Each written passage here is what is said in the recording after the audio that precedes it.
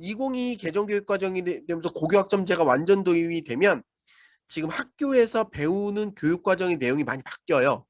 자, 근데 어떤 식으로 바뀌냐면 모든 학교에, 그러니까 초등학교 1학년 1학기, 그리고 졸업 전 6학년 2학기, 중학교 1학년 1학기, 중학교 3학년 2학기, 고등학교 1학년 1학기, 고등학교 3학년 2학기를 다음 앞으로 내가 학교 생활하기 위한 준비, 그리고 다음 학교로, 그러니까 초등학교, 중학교, 중학교에서 고등학교, 고등학교, 대학교로 가기 위한 준비 학기로 조금 다른 의미를 집중적인 교육을 시키기로 했어요. 그래서 초등학교 1학년 1학기 때는 한글 교육, 연산 교육, 그리고 가정을 떠난 사회, 또 다른 사회로서의 학교 적응 교육 이런 걸 시켜주는 학기로 운영하기로 했고요. 초등학교 6학년 2학기 때는 중학교 올라가면 과목도 많아지고 시험이라는 걸 보게 되고 또 자유학년제를 경험하게 되잖아요. 그래서 그런 것들에 대비하기 위한 대비교육. 그리고 중학교 1학년이 되면 자신의 진로를 찾는 자유학기제, 시험 없이 그런 활동 중심의 수업을 받고 중학교 3학년 2학기가 되면 이제 고등학교 올라가면 고교학점제라는 걸 통해서 과목의 선택권이 많아지잖아요. 근데 그 과목을 선택할 때 내가 배우고 싶은 전공과 관련된 과목을 선택해야 되잖아요. 그래서 그런 것과 관련된 진로 방향 결정 교육. 그리고 고등학교 1학년이 되면 1학년 입학하게 되면 네가 앞으로 3년 동안 배울 수 있는 과목의 리스트를 쫙 뿌려주고 이 중에 어떤 과목을 선택하는 게 너에게 도움이 되는지 알려주고 그것과 관련돼서 너의 진로의 방향을 결정하는 것, 기회를 좀 주는 그런 교육을 시키고 3학년 2학기가 되면 대학생활은 어떻게, 사회생활은 어떻게 이렇게 사회로 나아가기 위한 대비 교육을 시켜주겠다. 자, 왜 이런 거를 2022 개정교육과정이 적용되는 그때 한다는 거죠? 이런 게 필요한데 지금 안 된다는 뜻이죠. 반대로 얘기하면 지금 우리 아이들이 초등학교 1학년 입학 시기, 중학교 입학하기 전, 중학교 입학한 다음, 고등학교 올라가기 전, 고등학교 올라간 다음, 직전, 요때 자신의 진로 목표, 전공 목표를 결정하고 올라가야 뭔가 다음 학교에서의 진행되는 많은 프로그램을 효율적으로 쓸 수 있다는 거예요.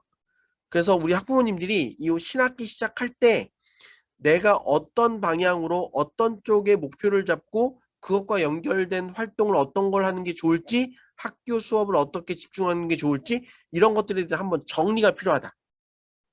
무슨 얘기인지 이해되시죠?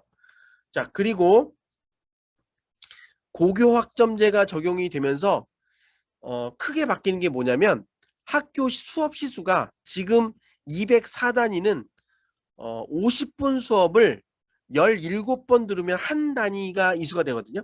그게 무슨 얘기냐면 일주일에 1시간씩 수업을 들으면 한 단위를 이수하게 돼요.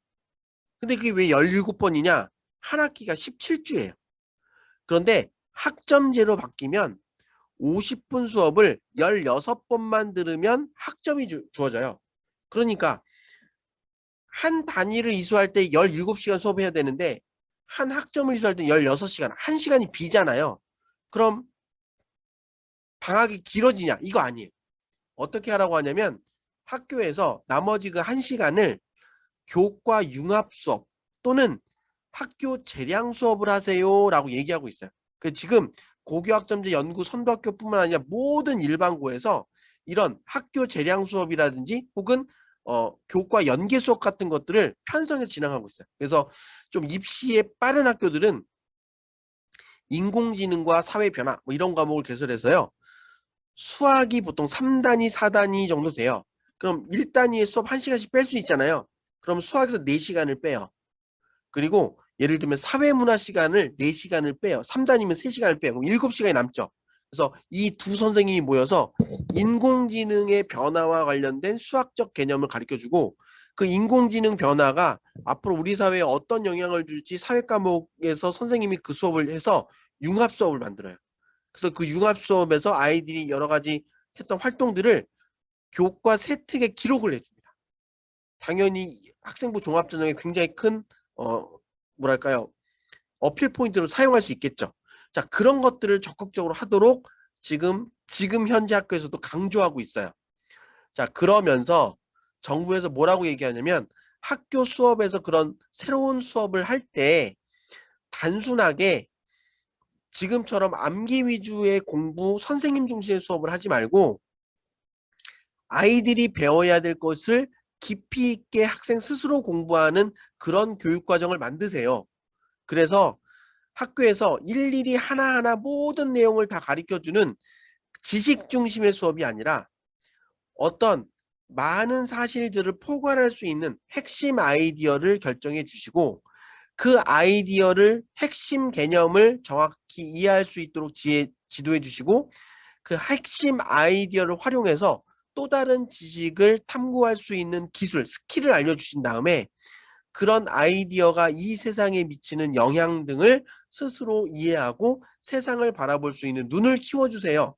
그래서 지식을 배워나가는 스킬과 세상을 배워나가는 태도를 성장시킬 수 있는 교육을 그런 과목 개설을 해주고 평가할 때도 지식과 스킬과 태도와 가치가 얼마나 성장했는지 평가하세요.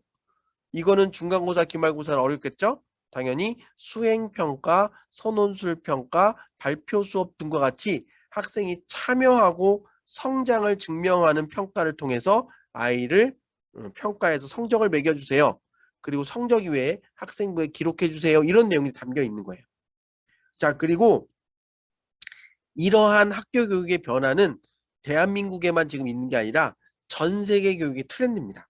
그래서 그런 교육을 앞으로 고교학점제가 적용되면 학교에서 무조건 진행할 것이고 또 하나 중요한 건 뭐냐면 학교 교육 그 고교학점제가 되기 이전에도 각 학교에서 이런 식으로 과목을 개설해서 미리 연습해라 이런 내용들을 굉장히 강조하고 있다.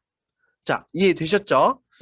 자, 근데 오늘 제가 너무 꼼꼼하게 설명을 하다 보니까 좀 시간이 많이 지연됐는데요. 제가 좀 빠르게 진행하겠지만 제가 조금 9시 넘어가서까지 아마 조금 할 가능성이 있어 보이거든요. 그 부분 양해해 주시면 감사하겠습니다. 자, 그럼 좀 속도를 내볼게요. 그래서 지금 이런 핵심 아이디어를 개념으로 아이들이 참여 수업을 통해서 지식을 확정하는 교육이 우리나라만의 교육이 아니라 전 세계적인 트렌드라는 것을 한번 보여주기 위해 제가 이 표를 만들었는데요. 이미 2005년도에 미국의 위긴스와 맥타이라고 하는 교수가 Understanding by Design이라는 어떤 그 책을 내면서 학교 교육이 이런 식으로 바뀌어야 된다는 걸 주장을 했어요. 이게 뭐냐면 교육 과정을 잘 디자인해서 학생들이 지식을 이해할 수 있는 교육을 해야 된다. 그럼 뭘 이해해야 되는 건데 개별적인 사실을 막 가르쳐 주는 게 중요한 게 아니라 그런 개별적인 사실들을 연결시키는 빅 아이디어를 설정하고 그 빅 아이디어를 이해할 수 있는 교육 과정을 만들어야 됩니다. 라고 주장한 거예요. 예를 들면 이런 거죠. 우리 지구, 이 자연 환경은 어떤 균형을 이루고 있잖아요. 그런데 어떤 균형이 깨지면 이 안정적인 상태가 무너지죠. 그래서 우리 몸을 보면 우리가 쓰는 에너지가 있잖아요. 근데 그 에너지를 어떤 음식을 먹으면서 영양을 보충하면서 그 에너지를 균형이 맞아야 제가 건강할 수 있잖아요. 근데 제가 쓰는 에너지보다 더 많은 영양소를 더 많이 먹으면 어떻게 되죠? 살이 찌죠. 그리고 성인병의 위험이 생기잖아요. 불균형해진 거죠. 자, 우리 지구가 어떤 밸런스를 유지하기 위해서는 우리 인간들이 쓰는 어떤 소비의 양이 정해져 있잖아요. 근데 그 소비의 양보다 더 물건을 생산하고 더 많이 쓰다 보니까 잉여 물품들이 나오고 그 잉여 물품들이 사회의 환경을 파괴하죠. 그러면서 지구에 여러 가지 문제들을 만들어내고 있잖아요. 자, 이런 것처럼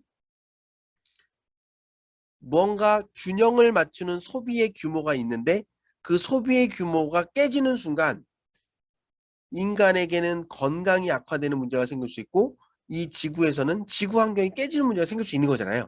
자, 그런 핵심 빅 아이디어를 가르쳐주고 그런 균형이 깨졌을 때 뭔가 문제가 나가는 사례를 아이들이 직접 찾을 수 있는 교육을 만들어준다면 아이들을 고기를 잡아주는 게 아니라 고기를 잡는 방법을 알려줄 수 있다는 거죠. 그래서 이런 두 교수의 주장이 나오고 나서 지금 미국 과학교육협회에서는 이런 빅아이디어 중심의 이해를 강조하는 교육으로 학교 교육을 변화해야 된다는 방향으로 정책이 결정돼서 그렇게 추진되고 있고요. 우리나라도 이런 내용을 바탕으로 2015 개정교육과정에서부터 빅아이디어라는 얘기를 그대로 쓰지 않고 핵심 개념이라는 용어를 통해서 비슷한 교육으로 이끌어 나가고 있어요. 그리고 이 내용이 2022 개정교육과정에 더 강화됩니다. 자, 그리고 이 understanding, 이해한다라는 것이 단순하게 나 그거 알아요가 아니라는 거예요. 그래서 위긴스나 맥타이 교수가 얘기했던 건 이해에도 굉장히 많은 단계가 있다. 설명으로의 이해, 해석으로의 이해, 적용으로의 이해, 관점으로의 이해, 공감으로서의 이해, 자기 지식으로서의 이해.